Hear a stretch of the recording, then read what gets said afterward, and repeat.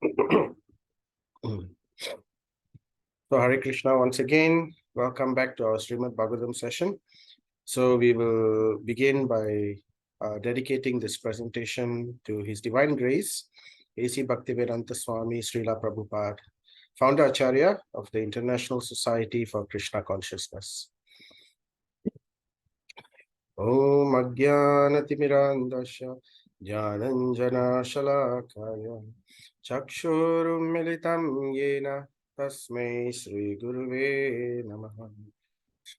Sri Chaitanya Manobishtam Stapitam Yena Bhutale Swayam Rupa Gadamayam Dadati Swapadantikam Vandeham Sri Guru Sri Yuta Padakamalam Sri Gurun Vaishnavam Sri Rupam Sagrajadam Sahagana Raghunathanvitam Tam Sajivam Sadvaitam Savadutam Parijana Sahitam Krishna Chaitanya Devam Shri Radha Krishna Padhan Sahagana Lalita Shri Vishakan Vitamscha He Krishna Karuna Sindhu Dinabandhu Jagatpate Gopesha Gopika Kanta Radha Kanta Namaste Jayatam Shrato Pango Mama Manda Matirgati Matsarvasva Padam Bojo Radha Madana Mohana Divyad Vrindaranya Kalpadrumadaha Srimat Ratna Gadara Simhasanasto Srimat Radha Srila Govinda Devo Prashtali Bihi Sevyamano Smarami Sriman Rasa Rasarambi Vamsivatastatastaha Karshan Venur Swaner Gopir Gopinata Shreyastunaha Tapta Kanchana Gaurangi Radhe Vrindavaneshwari Vrishabhanu Sute Devi Pranamami Hari Priye Jaya Shri Krishna Chaitanya Prabhu Nityananda Shri Advaita Gadadhara Sri Vasadi Gaura Bhakta Vrinda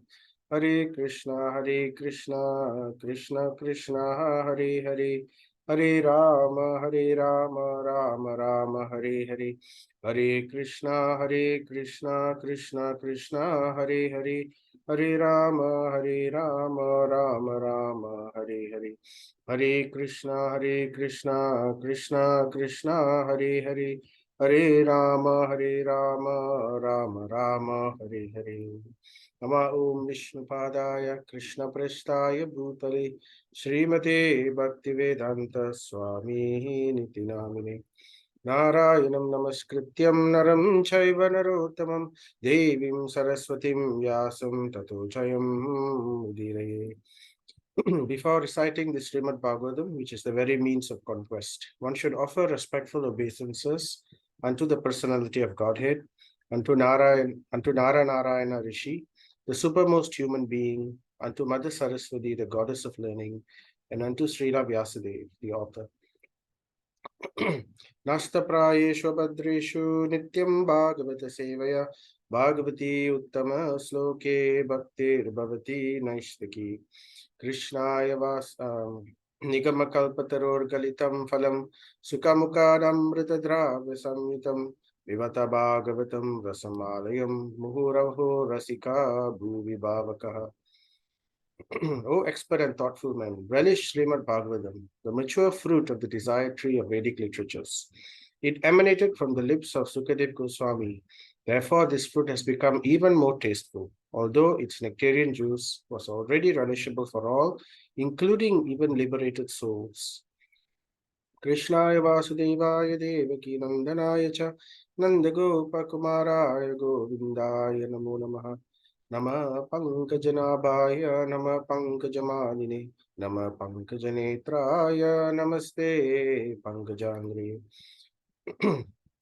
Rai Twai Me Ananda Vishaya Matir Madhupatiya Sakrit Ratim Udvahatat Ada Gange Vaugam Mudanvatihi O Madhupate, as the Ganga forever flows to the sea without hindrance, let my attraction be constantly drawn unto you without being diverted to anyone else.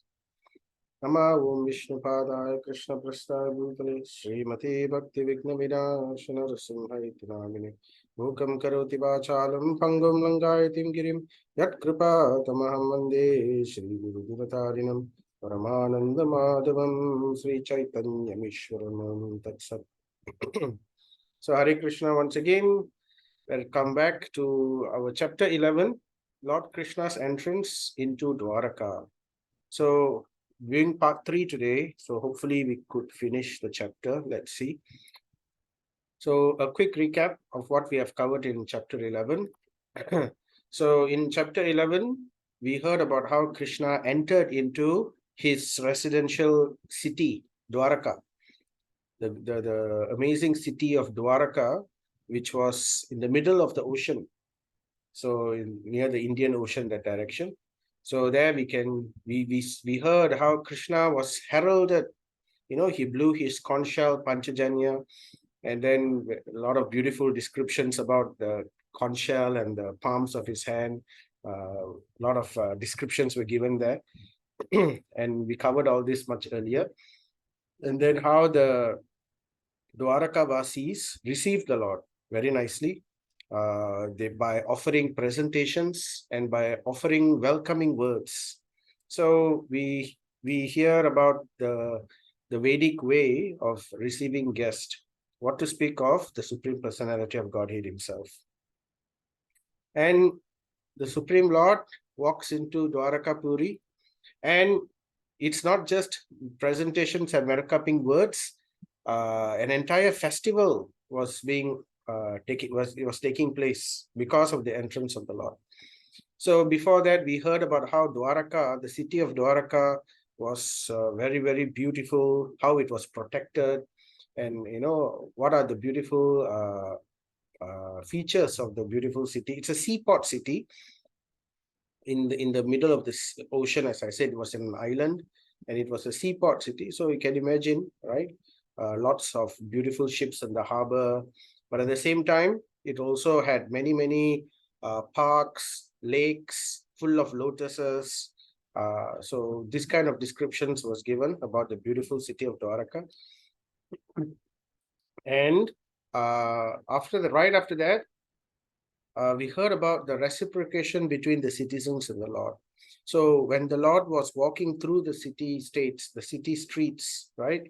How all the people, citizens came and they all gathered. So we heard how the ladies, first we heard about how even the prostitutes came from the highest kings like Ugrasena and family members to even those who are considered in the lower strata of life, like prostitutes. Even they came, all of them gathered.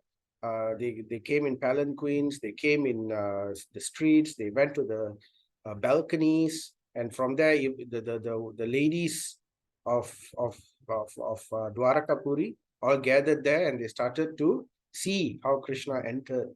They wanted to gaze at him. They couldn't get enough of just seeing his features and his form.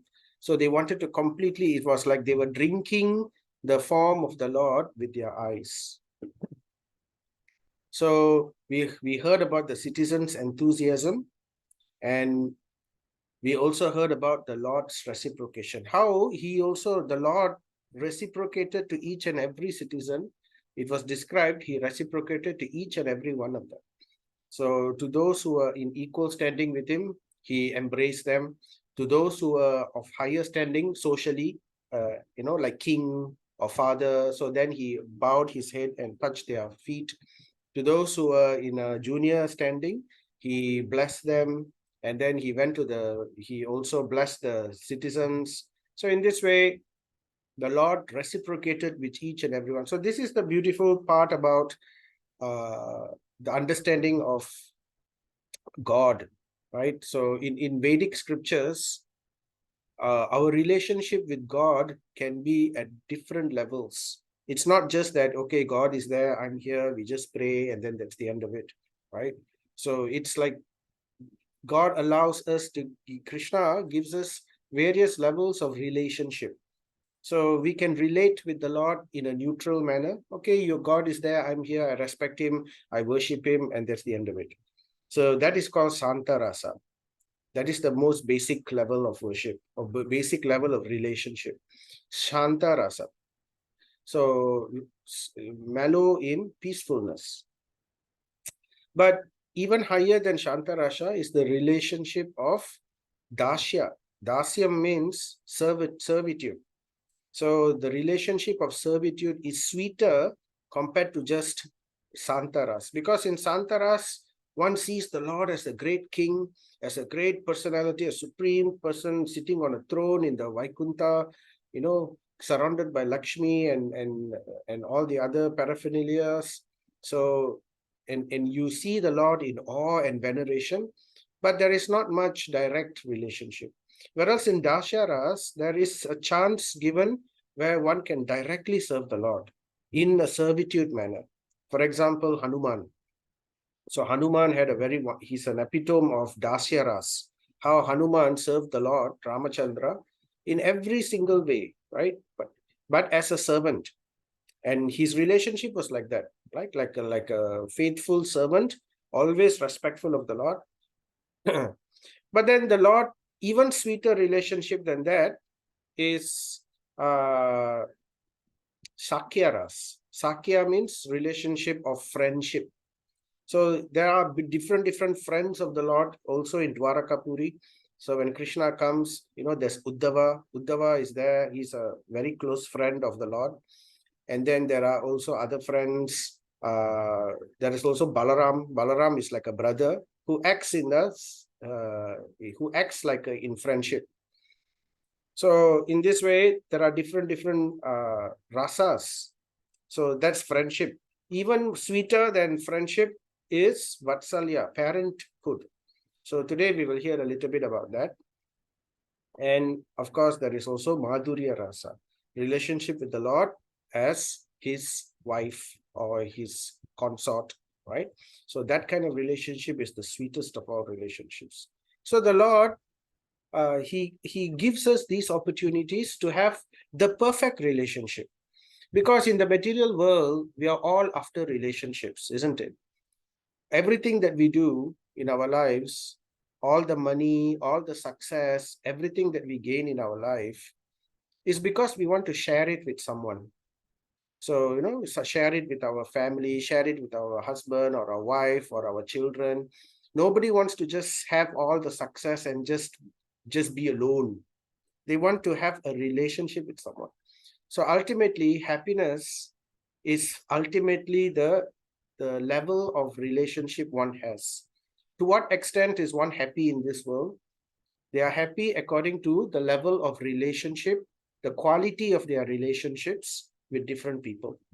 So if they may have everything in life, but if let's say a particular relationship is sour or causing a lot of pain, then everything else, all the wealth, all the opulence, all the fame, all the glory, it becomes tasteless to that person. So in that sense, relationship is the essence of happiness. But in this material world, where is there a perfect relationship, right? Every relationship has two flaws. Every material relationship that we have has two flaws. The first flaw is every relationship has a beginning and an end, right? Every relationship, one day, that relationship is going to end. And when it ends, then the amount of pain, to what extent that relationship gives us joy, when that relationship ends, to that extent, the pain also will be the same level. So that is the problem with material relationships. It has a beginning and it has an end. And the second problem with material relationships is no relationship is perfect because every relationship has its disappointment, right? At one point, somewhere, we would have gone through disappointments in our relationship in some form or other. Nothing is absolutely 100% perfect. Of course, people will say, these are all bittersweet, and these are all the imperfections, and the perfections are all part of the charm. So we say that because we have no choice, because every relationship is like that anyway. But we would prefer a perfect relationship.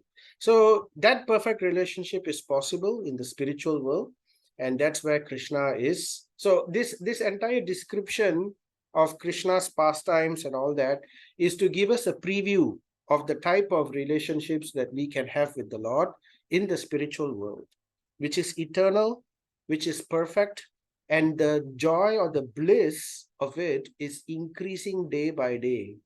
So the type of joy that we get, there's a special name for it. It's called Ananda. It's not just Sukha. Sukha means material happiness. This is something which we cannot even imagine. So that is what's awaiting us if we can somehow take up this process of devotional service and come up with this desire for such a relationship with the Lord. So anyway, so back to our topic. So continuing our verses. So now the Lord personally, Swayam, entered the city. So the word Swayam refers to he personally entered the city. Because sometimes people like to say, why these words are important? Because people like to change the meaning. They will say, oh, the Lord didn't really enter the city. It's just a figurative statement. Through the light of the sun, he entered the city, or through his, some kind of memory, he entered the city. So to stop all this kind of improper purports given by unscrupulous people, so therefore the words are specifically given here like this. Swayam, personal. Swayam means personally. He entered the city personally. So he was there. Accompanied. So in this way, he entered the city accompanied by and with their asirbihi. That means with the blessings. Accompanied by and with their blessings, elderly relatives and invalid brahmanas with their wives. So here the culture of the spiritual world is very nicely put. The blessings of elders and are always accepted. Are always, everything that's done in Vedic culture, it's always done with the blessings of elders. Even if the elders are invalid, so here it's specifically mentioned invalid brahmanas, together with their wives, right? So together with them, all the elderly, these blessings are always taken in everything. So the Lord himself personally shows by this example. Whenever he comes, the Lord always shows by his example, not because he has to comply to them. He is the Lord. He is Swayam Bhagavan. He is beyond Dharma. Dharma exists to give pleasure to Lord Krishna only. But he shows this by example, because whatever a great man does, the common men are sure to follow. Bhagavad Gita, such a verse is given, right? So therefore, the Lord sets an example for the rest of us to follow in his footsteps. And all others, all offering benedictions and singing the glories of the Lord. Yugya Manaha. So Yugya Manaha means singing the glories of the Lord. So this is the correct way of receiving the Lord. So whenever the Lord, even in our temples, when the Lord is being brought to in a procession like Radha Yatra, or brought out in a Urvalam, like that. So the proper way is to always sing the glories of the Lord, either singing his holy names or some kind of glorification. So it never in a silence. Sometimes we see, processions are going on, everybody is silent, nobody says anything. So that is not the correct way. So the Lord shows by this example. So Prabhupada gives a purport. Brahmanas in society were never attentive to banking money for future retired life. So when they were old invalids, they used to approach with their wives the assembly of kings, and simply by praising the glorious deeds performed by the kings, they would be provided with all necessities of life. So, in our country nowadays, in the world, we have this issue of aging population. So Malaysia is slowly becoming an aging population, right? In Japan, it's already a very much aged population. So like that, there is a lot of worry. Oh, what will happen to the old people? When they grow old, they cannot work. They are no longer, who will take care of them? What's to happen to them? So in Vedic society, such worries were not there.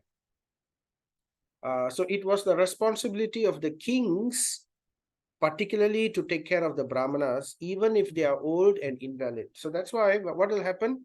The old and invalid Brahmanas will come simply by giving words of glorification. They don't have to do yagya, they don't have to do any kind of other service. Simply by glorifying the kings and the Lord, they will be taken care of. So that is Vedic society. All their necessities are looked after. Such Brahmanas were not flatterers of the king. So it's not simply they are flattering, right? But the kings were actually glorified by their actions. So when a Brahmana speaks something, the Brahmana always speaks the truth. One of the qualities of a Brahmana is Satyam. So if the Brahmana will never simply say just to flatter a mundane person. So when they glorify the king is, if the king is not a properly qualified person, they would not glorify them. So they will only reserve their glorification for proper qualified personalities. And when they do glorify such kings, it increases the faith in the population in the city, right? It increases their devotion to the king. And the king is also a representative of the Lord. So in this way, there is very nice relationship between the king and the citizens and the Brahman, and due to the presence of the Brahmanas who bless the kingdom in this way. So this is some idea about the Vedic society, right? So when Lord Krishna passed over the public roads, all the Dwarakaya Kulastriya means the ladies of the dynasty of the Dwarakapuri, the city of Dwaraka. There were many dynastic ladies, respectable families, ladies from respectable families. So these ladies from respectable families, they won't just walk into the street and meet another person just like that. So they will usually go up to the roofs of their balcony and palaces just to have a look at the Lord. So like this, so that's why you go to India, you see some of the palaces there, like you go to Jaipur or you go to this kind of places, you will see a lot of balconies, many balconies. Like you go to the Red Fort in Agra, you have many balconies where ladies usually hang about over there with their friends and they see what's happening. They won't personally come down.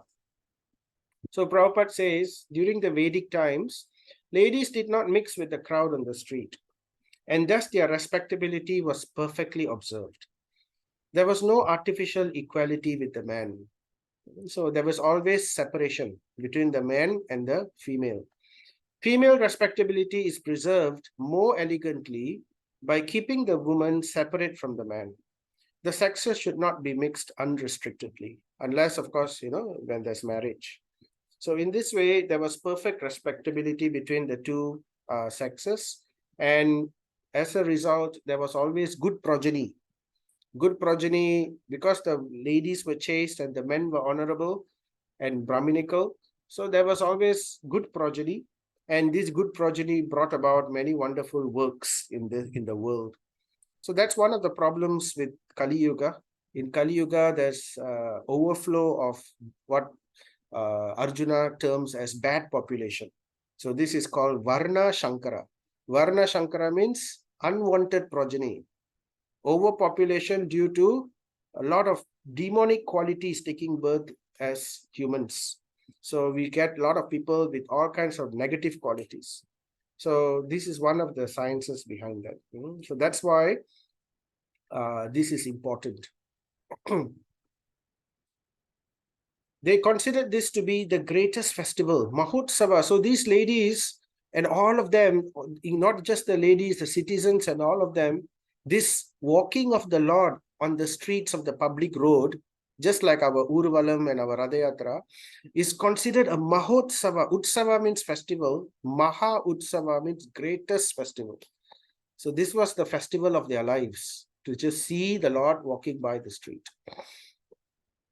So Prabhupada says, the transcendental form of the Lord installed in a temple is not different from the Lord personally. So we heard about Dwarakadish. Dwarakadish means the Lord of Dwaraka walking along the street. And today in Dwaraka, in India, in the temple of Dwaraka, we see this beautiful murti, this beautiful deity of Dwarakadish. So it's a very special deity, right? Very famous also. So the form of the Lord is not different from the Lord personally. So that's our Gaudiya Vaishnava understanding. We treat the murti of the Lord as if the murti is the Lord himself. So that's why elaborate service is done for the Lord. Bhoga or foodstuffs are offered to the Lord. Very elaborate arati is offered to the Lord. The Lord is given change of dress. Even, the even things like toothbrush and all that in some temples they are given. Like in Jagannath Puri, Lord Jagannath is given a toothbrush made of neem. It's a very huge toothbrush, like a stick. So that is given, and then a mirror is shown to him after he alankar, after dressing up. So in this way, we treat the Lord as though he is personally present in the murti form. So this, it's described that in Kali Yuga, the Lord incarnates, particularly, right? There are many types of incarnation, right? And one of the type of incarnation is Nama avatar. He comes as the name of the Lord. Another avatar is Archa Vigraha avatar. He comes as the Archa Vigraha, the deity of the Lord. So it's not just ordinarily you take a deity and you put, there's a very, very special ceremony in which a deity is installed.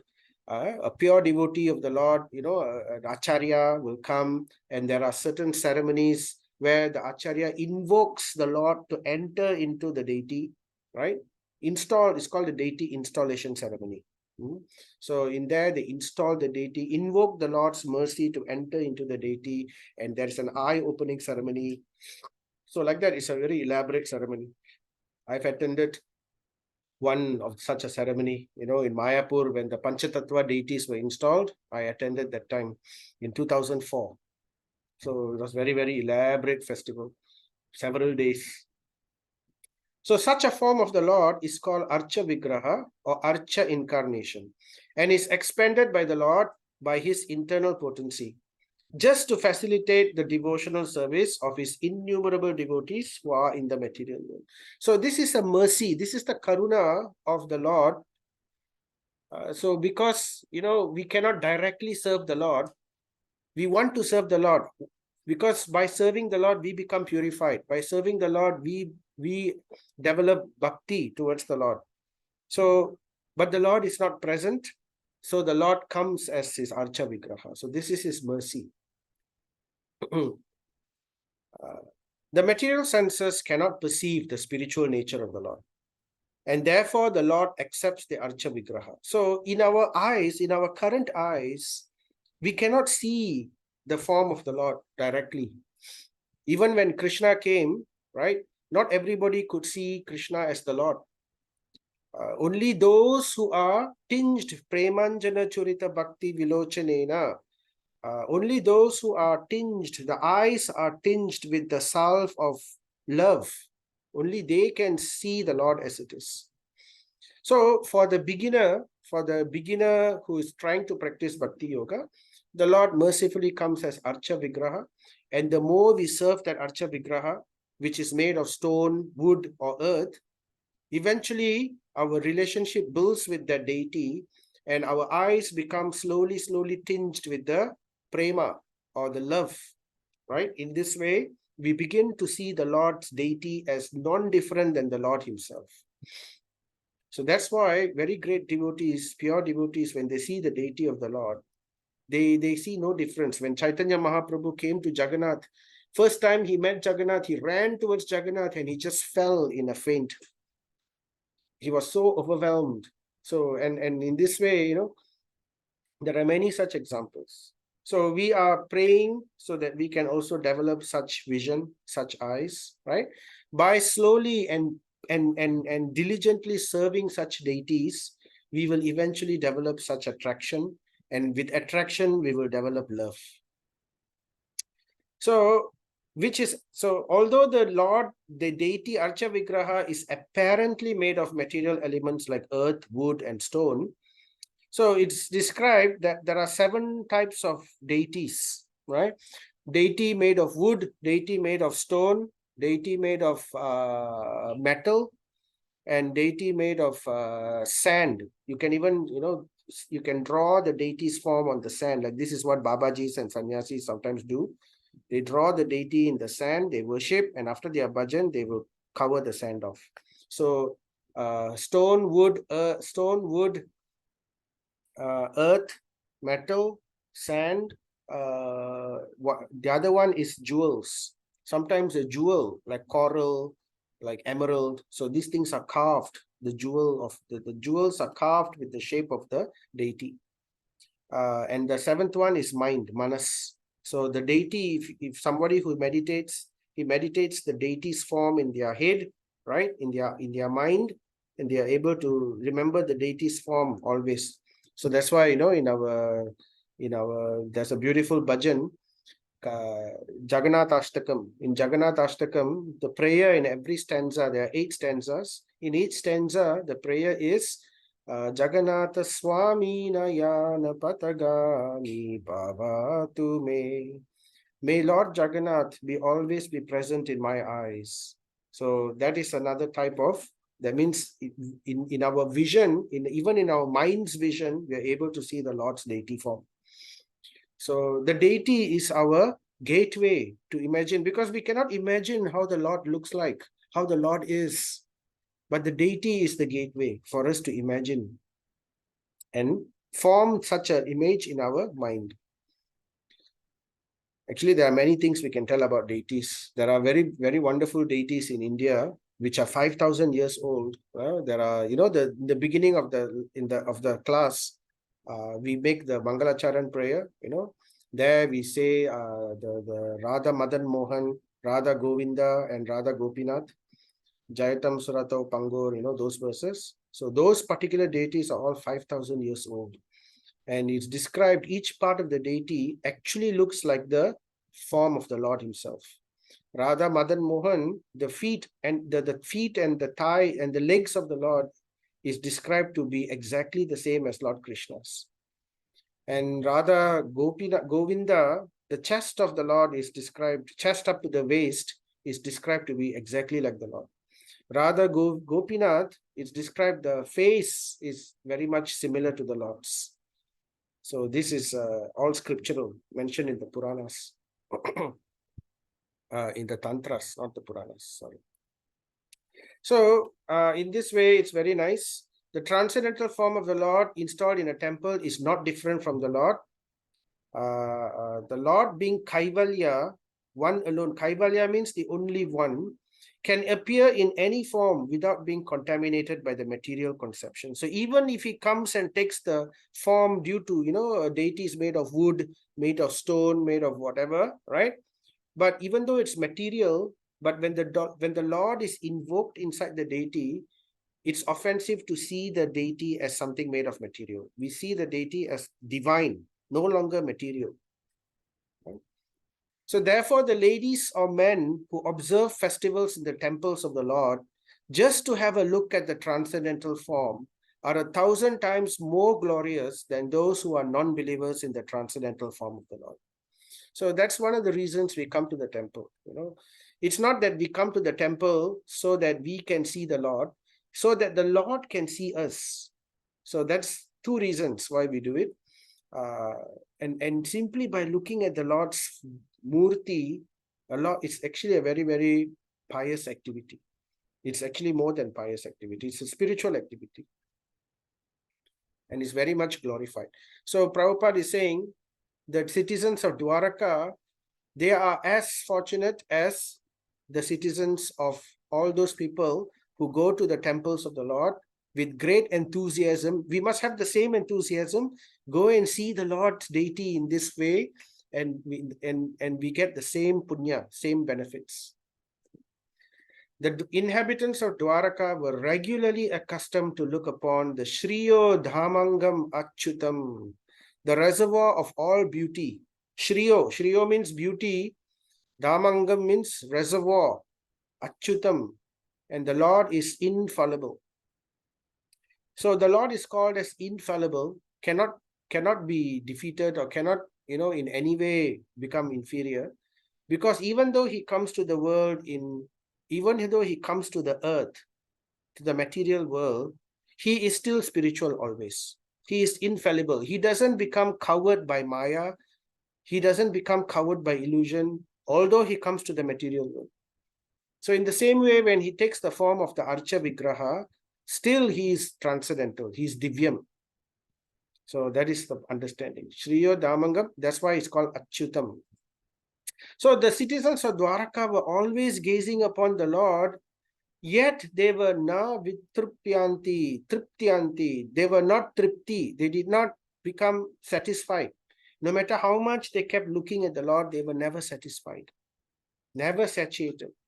So Prabhupada says the law of satiation acts materially. In the material world, very quickly we can become satiated. We are very, very hungry. So we want to, we eat and we eat and we eat and we eat. Eventually we will become satisfied. And if we still eat, then we will become disgusted, right? The satisfaction will turn into disgust. Too much food, cannot eat already. So anything, any quality is just like when, sometimes people watch a movie, so much of interest to watch a movie. After watching the movie, you watch the same movie once, twice, 3 times, 4 times, 5 times. Nobody watches the movie 10 times nowadays. So they become, they very quickly they become satisfied. That's material nature. But the nature of material items is the same satisfied item becomes poison if they keep taking it again and again. Right? Imagine you watch the movie 50 times, right? You wouldn't want to watch for the 51st time, right? Because it's like poison. The first time we watch a movie, it's like, oh, it's so wonderful. It's like nectar, honey. But the 51st time that we watch the same movie, it becomes like poison. Yeah, I don't want to see this again. So that's the nature of the material world. But in the spiritual realm, there is no triptyanti, na triptyanti. There it keeps on, the pleasure or the ananda keeps on increasing and increasing and increasing and increasing, and one goes on wanting to relish more and more and more. We cannot even begin to imagine such a state, but that is why it's called ananda. Keeps on increasing. Anandam buddhim vardhanam pratipadam purnam ratasvadanam. Chaitanya Mahaprabhu says this pleasure goes on increasing step by step by step. It never ends. Every day is different. So in the spiritual realm, the nama, rupa, guna, and lila, the name, the form, the qualities, and the pastimes of the Lord, the more we hear, the more we hear, the more we see, the more we chant, right? It acts in our heart in such a way that it opens up the heart that we want to hear more and more and more. So that is the quality of spiritual nature. So the verse continues, Shriyo Nivasho Yashyoraha. The Lord's chest is the abode of the goddess of fortune. So here there's a description about the Lord, right? The Archa Vigraha. The Lord's chest is the abode of the goddess of fortune. So the goddess of fortune, Lakshmi, sits on the chest of the Lord. This is the picture of Balaji, and you see in Balaji's deity form, there is the Shri and Bhu and Nila, the energies of the Lord. So Shri is there. Panapatram Mukam Drisham. His moon-like face is the drinking vessel for eyes which hanker after all that is beautiful. So this deity here is a deity of Tota Gopinath in Jagannath Puri. This is the deity where Lord Chaitanya Mahaprabhu, he merged into this deity in order to disappear from this world. So Lord Chaitanya Mahaprabhu remained for about 24 years, I think, 28 or 24 years in this world. And his final pastime was he came to this deity and he ran towards this deity, and the curtain closed. And when the curtain opened, he's no longer there. So it's understood that he has merged into this deity. So this is the beautiful form of Tota Gopinath. Very, very beautiful. If you go to Jagannath Puri, we can see this deity. You can even have prasadam in that temple. Very nice. So his moon-like face is the drinking vessel for eyes which hanker after all that is beautiful. And Prabhupada says, and those who are artists overtaken by the beautiful creation should better see to the beautiful face of the Lord for complete satisfaction. The face of the Lord is the embodiment of beauty. What they call beautiful nature is but his smile, and what they call the sweet songs of the birds are but specimens of the whispering voice of the Lord. So all of nature is actually a representation of the beauty of the Lord. So then the verse continues, Bahavo Loka Palanam. His arms are the resting places for the administrative demigods. So this deity, Tota Gopinath, is a very unique deity. We will see many deities of Krishna, all of them will be standing. This is the only deity where Krishna is sitting down in lotus position. So the story goes that initially the deity was standing only, but then his servant, I think it was Gadadhar Pandit. Yes, I think it was Gadadhar Pandit who was serving this deity upon the order of Chaitanya Mahaprabhu. So he was serving throughout his life, but as he was serving, he became very old. And when he was old, he could know, because the deity was very tall, life-size deity. So it was difficult for him to go and decorate you can see, how beautifully the deities are decorated. These are all sandalwood paste, chandan, beautiful, elaborate decorations which are drawn on the body of the Lord every day with chandan. And on the heart of the Lord, you can see Radharani's name is written in Sanskrit. So it's difficult for Gadadhar Pandit to go and decorate the Lord every day because he was very tall. He was already very old. So the Lord one day, out of compassion, decided to sit down. So he said, since it's difficult for you to reach out to me and garland me, I will sit down for you so you can decorate me easily. So to accept the service of Gadadhar Pandit, the Lord sat down. So therefore, it's called Tota Gopinath. Tota means one who sits down. So anyway, you can see his arms, very, very beautiful. The arms are the resting places of the administrative demigods. So all the, in Bhagavad Gita also, it's described how the universal form, the Lord, all the devatas are actually inside him. So in that sense, this is a representation of the Lord. So therefore, simply by worshipping the Lord, one satisfies all the other demigods. No need to worship each and every demigod separately. Just by worshipping just like how when we water the root of the tree, the entire plant, even the leaves, the twigs, the flowers, all of them are nourished.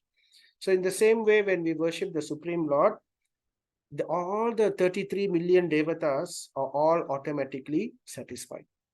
Because if we worship one devata and we don't worship another devata and we don't worship another devata, then it's like some kind of imbalance. Otherwise, there are 33 million devatas, isn't it? So therefore, the Lord, simply by worshipping the Lord, is sufficient. And then the verse continues, Saranganam Padam Bhujam. So it's a nice verse, that's why I put it here. Saranganam Padam Bhujam. And his lotus feet, Pada means lotus feet, Ambujam means lotus, are the refuge of pure devotees. Sharanga means refuge, take shelter. Who never talk or sing of any subject except his lordship. So who is a pure devotee? A pure devotee is one who is chaste, just like a chaste wife, who will only think of her husband and nobody else. So as devotees of the Lord, pure devotees of the Lord are described as chaste. They only remember the Lord. They only think of the Lord constantly. Their memory, their remembrance is always filled with the Lord. So, and they don't think of any other subject matter other than their lordship. So, Sri Rupa Goswami, the disciple of Chaitanya Mahaprabhu, one of the six Goswamis of Vrindavan, the great devotee Acharya of the Gaudiya Vaishnava Sampradaya, has sung a song about this lotus honey, comparing himself to the bee. So it's a very nice song. It's called Krishna Deva Bhavantam Vande. It's there in our songbook, right? I mean, it's there. It's not in the songbook directly, but it's available in the internet. So here he sings about how the lotus feet of the Lord is very, very relishable, just like honey. And the pure devotee of the Lord is described as a bee, a bumblebee. Where will the bumblebee go? It will not go to anything else. It will go only to where there is honey, right? So this is one of the verse. Oh, my Lord Krishna, I beg to offer my prayers unto you. My mind is like a bee, and it is after some honey. So this is what we have to do. We have to train our mind. Our mind is the key. We have to train. Currently, our mind is full of all kinds of useless attraction. We are attracted to all kinds of nonsensical, useless things, which cannot really bring us anything. So in Bhagavad Gita chapter 6, Krishna says, it is with the mind that we can transcend the three modes of nature. We use the mind as an equipment, as our utensil. So we have to train the mind. So spiritual life is all about training the mind. The mind can be trained, you know. So like, for example, when a baby is born, does the baby like to eat spicy food? Or like the baby likes to inhale cigarettes or vape? Or does the baby likes to drink alcohol? No, all these are trained, isn't it? Does the baby eat durian? No, all very mild things given to the baby. As the baby grows up, he starts taking them little by little. He gets attached to them. So the taste buds are trained eventually. So in the same way, the mind can also be trained. So that is the process of spiritual life. To train the mind, first the mind has to become purified. We have to take some austerities of the mind. Cleanliness, right? To be clean in the mind. Simplicity, to train the mind with simplicity.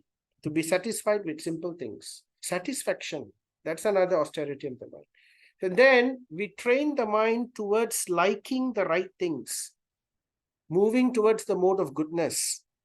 And then from there, developing attachment to the lotus feet of the Lord. So the entire spiritual practice is to train the mind so that the mind, like the bee, currently the mind is like a fly going towards all the wrong things. We want to transform the mind to become a bee so that it can go after real honey, which is the lotus feet of the Lord. Kindly, therefore, give my bee mind a place at your lotus feet, which are the resources for all transcendental honey. So this is the first stanza of that song. O Supreme Eternal, please therefore let my mind be fixed at your lotus feet, so that eternally I may be able to relish the taste of your transcendental service. So this is a prayer. The Lord, this is what is called Lalasamai, the third component of the prayer, where we pray for something from the Lord. We go to the Lord, first we glorify the Lord, and then we tell how fallen I am, right? And then we tell the Lord, please give me this perfection. That is Lalasamai, the third concept. So here we are praying. This is a very nice prayer to have. Let my mind be fixed at your lotus feet. Similar to what Kunti Maharani prays also, you know.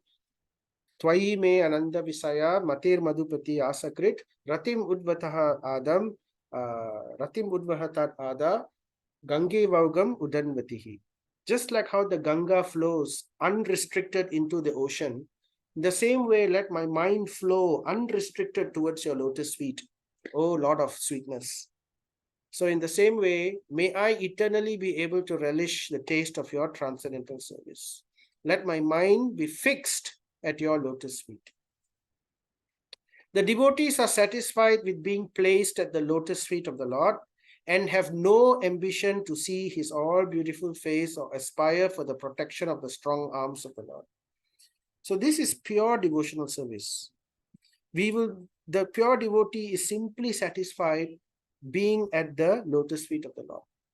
So, but by the grace of the Lord will give all other things. No? So, but our desire is simply to satisfy the lotus feet of the Lord.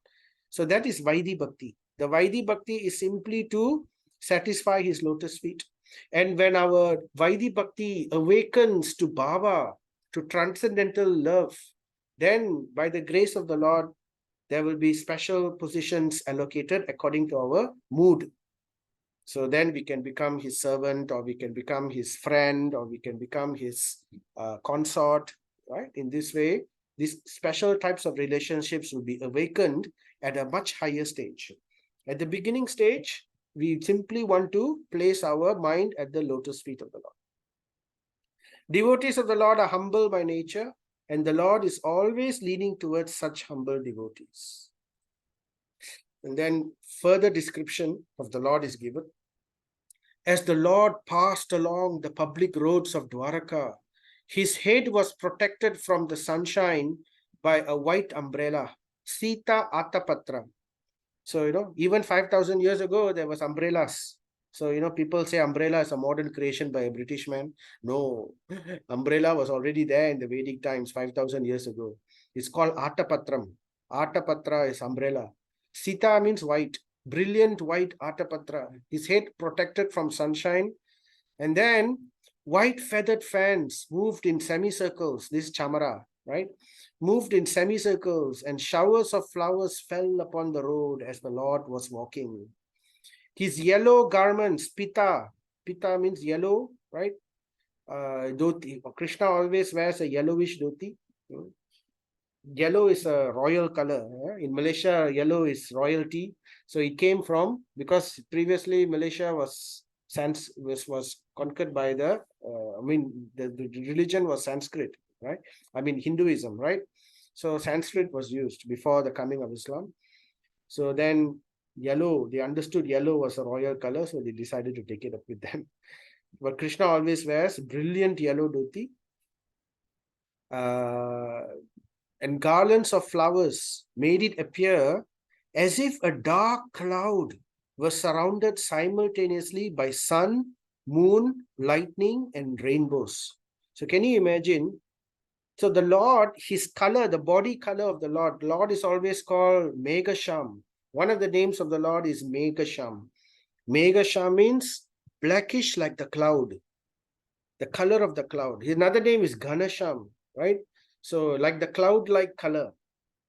So imagine the Lord is like as if a dark cloud, very, it's quite spectacular to see a rain cloud, a monsoon darkish cloud. It's quite majestic when it's in the horizon. It's surrounded simultaneously by the sun. What is the sun? The white umbrella is like the sun. And by the moon, the chamara whisks moving about in semicircle like the faces of the moon. This is like the moon, right? And the shower of flowers were like the stars everywhere. And the yellow garment is like the rainbow. So yellow and all the different colors of the flowers around him were like the rainbow. And the lightning, the brilliance of his body is like lightning. Even though his color is dark, imagine a dark cloud struck with lightning, the brilliance of that.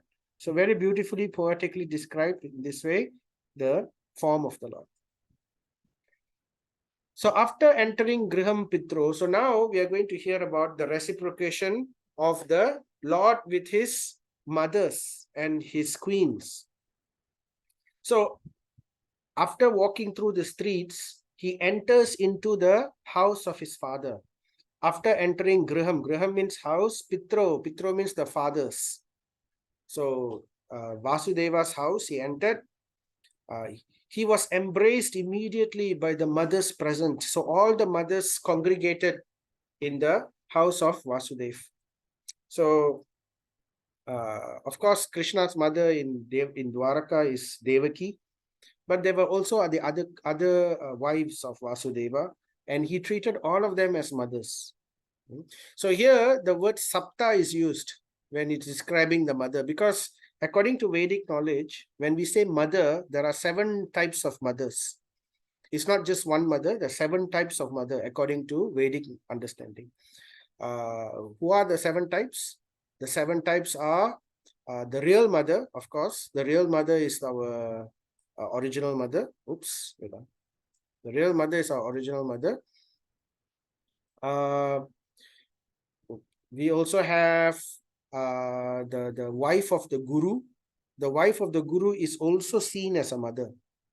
The wife of the king is also seen as the mother. So the queen, therefore we see the queen as a mother. The wife of a Brahmana, any wives of the Brahmana, if there are any Brahmanas, the wives of any of the Brahmanas are always seen as mother. The cow is also a mother.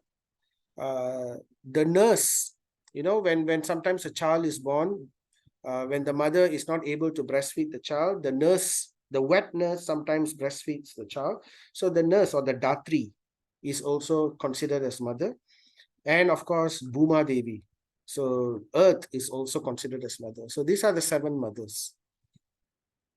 And the Lord offered his obeisances unto them by placing his head at their feet. So this is the way in which one honors the mother. Vedic, this is the proper way. This is the right way. The mothers were headed by Devaki. Then we have this nice verse.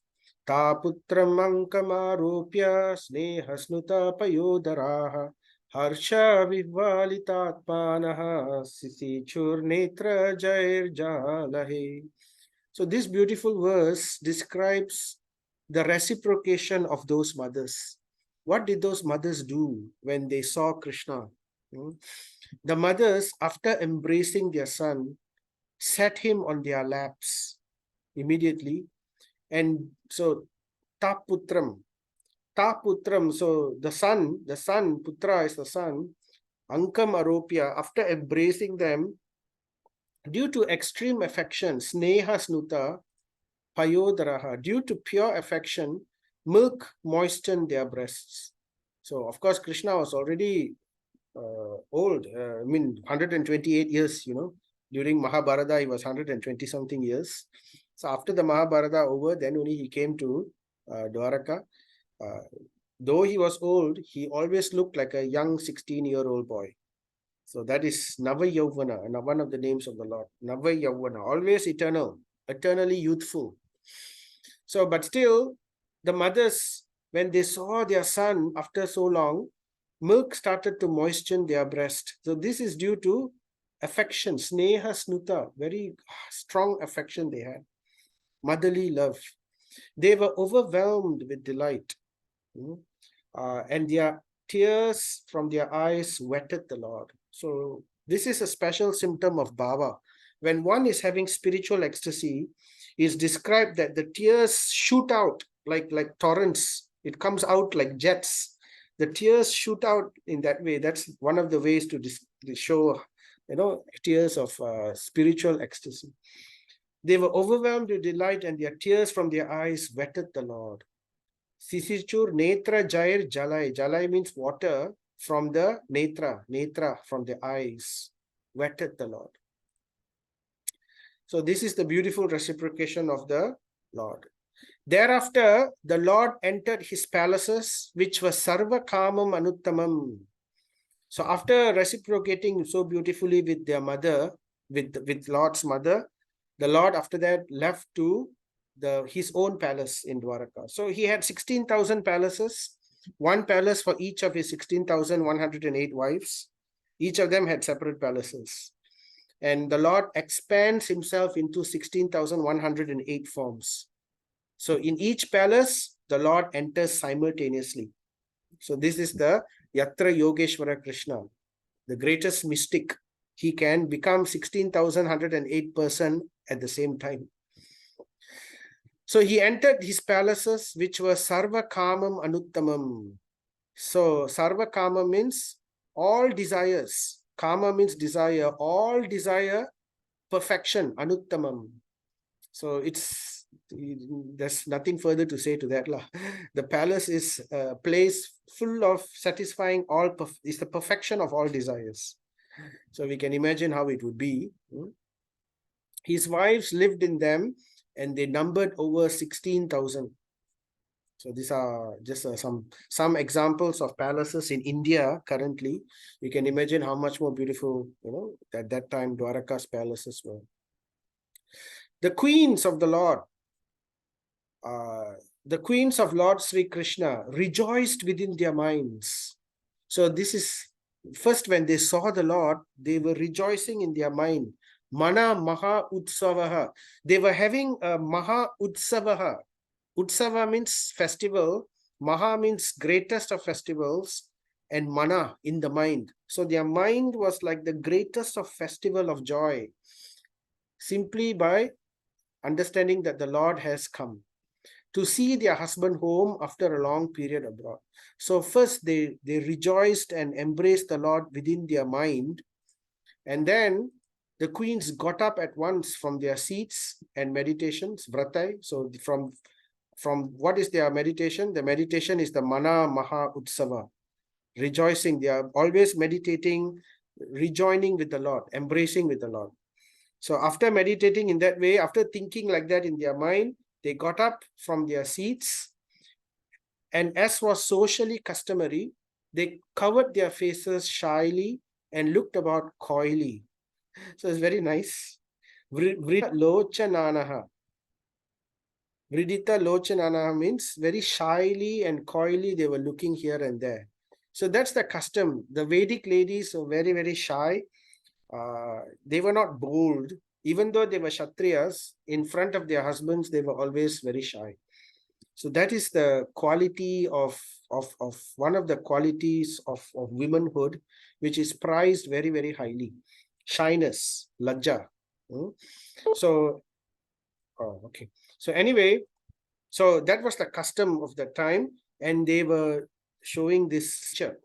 So Prabhupada says, Yogeshwara, the master of mystic, at once expanded himself in as many plenary expansions, Vaibhava, as there were queens and palaces, and entered in each and every one of them simultaneously and separately. The queens were also expansions of his internal potency. What potency is that? Hladini Shakti, the potency of bliss, spiritual bliss. So they were all expansions of Radharani, indirectly and directly. The direct expansion is Satyabhama. The indirect expansions are all the other queens. So in this way, the queens got up and received the Lord. So then, continuing, Tam Atmanjair Dristibir Antaratmana Durantavaha Parirebhire Patim Niruddhamapi Ashravad Ambunetrayor Vilajatinam Bhruguvarya Vaiklabat. The insuperable ecstasy was so strong that the queens who were shy, so impossible, this ecstasy is impossible to be overcome. The ecstasy was so strong that the queens who were, although they were trained and they were cultured and they were very shy, so first they embraced the Lord in the innermost recesses of their hearts, the Mano Maha Utsava, which we described just now. First they embraced the Lord in their hearts or in their minds. Then they embraced him visually with their eyes, embracing a person with their eyes. And then they sent their sons to embrace him. So this is the culture. In public, the lady never embraces the husband in public. So therefore, even their husband, what to speak of others. So they sent their sons to embrace him, right? So the son it's described that the son is like the extension of the mother's heart. So when the son embraces the father, the mother also sees it that way, that she is embracing the husband. So that is Vedic psychology. But O chief amongst the Bhrigus, though they tried to restrain their feelings, they choked up, but the feeling was too strong. Even though they were trying to follow culture, but their feeling was too strong and they started to choke up in that restraining of their feeling. And inadvertently, in a helpless way, they shed tears of happiness to see the Lord. Although Lord Sri Krishna was constantly by their sides, so Lord Krishna was always with them. together and in different capacities. He was always there, in groups, together or in public, right? As well as exclusively alone. So the Lord acted like a perfect husband. He was taking care of every little whim of the wives. He was attending to all of their desires. He was looking after them very carefully. Prabhupada describes just like a hand-packed husband. So Lord Krishna was behaving just like a hand-packed husband, it's described. So though, of course, the Lord is independent, this is the Lord's mercy. He was giving the queens of Dwaraka full satisfaction in his association with them, so that they have no lacking in their desires. So in this way, although Lord Krishna was constantly by their sides as well as exclusively alone, tatapi, still, although he was always with them, still the queens always saw that the feet of the Lord appeared to them to be newer and newer. Remember, we were talking about the feet of the Lord is always the focus of the devotees, right? So the devotee always focuses in the serving the lotus feet of the Lord. They always want to remember the lotus feet of the Lord. They always want to, they never want to bring themselves to any higher position. So that is the surrender and the complete renunciation of everything else except the holding on to the lotus feet of the Lord. It is this mood of always attached to the lotus feet of the Lord which makes the Lord lift the devotee up. When someone goes and falls down on the feet of someone, right? What is the nature of the person? He will hold the person and lift the person up, right? When the person falls down at their feet. So in the same way, this is the idea of bhakti. When we fall at the lotus feet of the Lord, when we meditate upon the lotus feet of the Lord lifts us up and places us in various positions of service. One doesn't, directly goes and approaches those type of services. One always goes towards the lotus feet first. So this is the nature of the lotus feet of the Lord. So in this way, we have an example. The example is none other than Lakshmi Devi. Shri, one of the names of Lakshmi is Shri. Shri means opulence, right? Although by nature, Shri, Lakshmi, always is restless. So Lakshmi is also called as Chanchala. Chanchala means she never stays in one place for too long. So that's why, they say nobody is always eternally rich in this world. Sometimes Lakshmi comes, sometimes somebody is rich, and then after some time, the money goes away. Or, in another generation, the first generation is rich, second generation may not be rich, third generation may be rich. So like that, money or Lakshmi or opulence is always chanchala. It never stays fixed in one place. It always keeps changing. Money transaction is always taking place, right? It never stays in one place. There is always transaction of money across 24 hours across the world. So although Shri is by nature always restless and moving, could not quit the Lord's feet. So this is Lakshmi, though she is always chanchala, she became fully attached to the lotus feet of the Lord. She could not quit the Lord's feet. So what woman can be detached from those feet, having once taken shelter of them? So if Lakshmi Devi herself, who is Chanchala, she cannot be free of that lotus feet of the Lord, then what other person can be detached by those feet? If we can but take shelter of that lotus feet purely even once.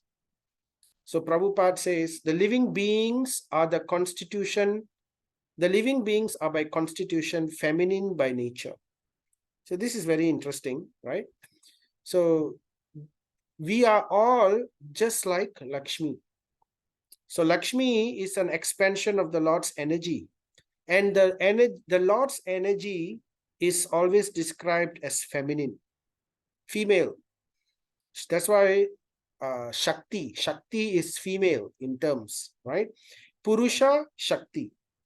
So Purusha is always the husband or the enjoyer, and Shakti is the energy which is female in nature. The living being is also female in nature. The Jivatma is also Shakti, part of the splinter Shakti. So therefore, in constitution, in that sense, all living, all Jivatma is to be enjoyed by the Lord. It's female in nature. The only male, the only Purusha is the Supreme Lord in that sense, right? But for the purpose of Seva, the Jiva can take both male or female form.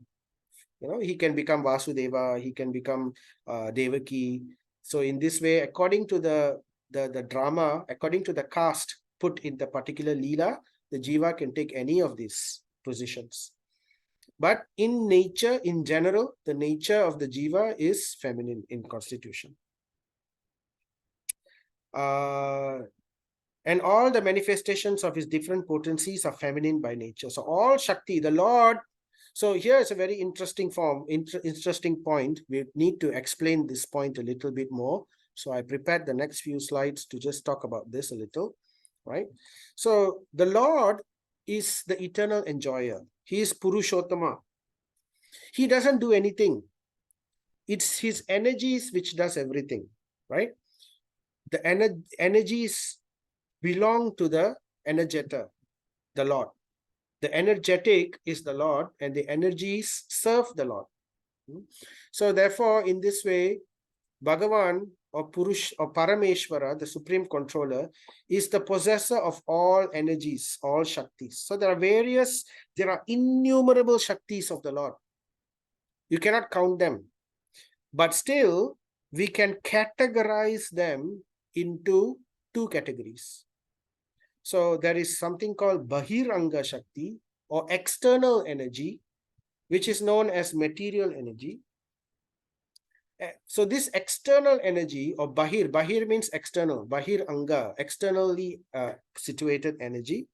So this external energy is what we call the material world. It's basically dead matter, right? Later I'll explain why it's dead matter. It doesn't have, when I say dead matter, it means it doesn't have consciousness on its own. Just like earth, water, fire, air, ether, these are elements. They don't have consciousness. So that is the difference. So this is called external energy. So this external energy, it has a particular nature. It has the three modes: the mode of goodness, the mode of passion, the mode of ignorance. This is the nature of this external material energy, which makes up this universe, comprising of the elements earth, water, air, fire, ether, all these other things, right? And it is controlled. This energy, this material energy, is controlled by an incarnation of the Supreme Lord. The Lord comes as Kala, time. Bhagavad Gita, Krishna says, time I am, right? So he comes as time and controls the material energy within this material world. So this is material energy. But Krishna also says, besides this, Arjuna, there is another superior energy of mine. So Bahiranga is the material energy which we talked about just now. But there is also spiritual energy or superior. Antaranga means internal. Antaranga means internal Shakti. And this superior energy, the difference is primarily consciousness. Material energy, there is no consciousness. Spiritual energy, there is consciousness. So it says, in this spiritual energy, there are many types of energies, but they are categorized as spiritual. So one of those spiritual energy is called Haladini Shakti, the spiritual potency of bliss, which is represented by Radharani. We won't go into the details of that. I just want to this is a deep subject matter. We will today only cover this in brief, right? So there are three attributes of this Antaranga. The Antaranga Shakti. Oh, is it? They said my recording has stopped. Let me just check and see.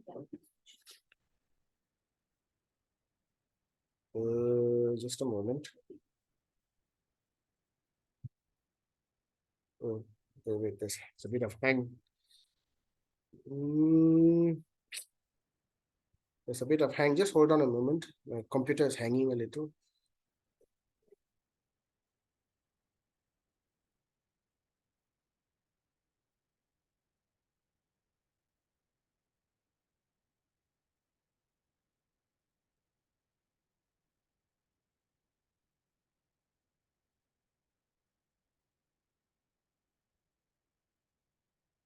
Just a moment.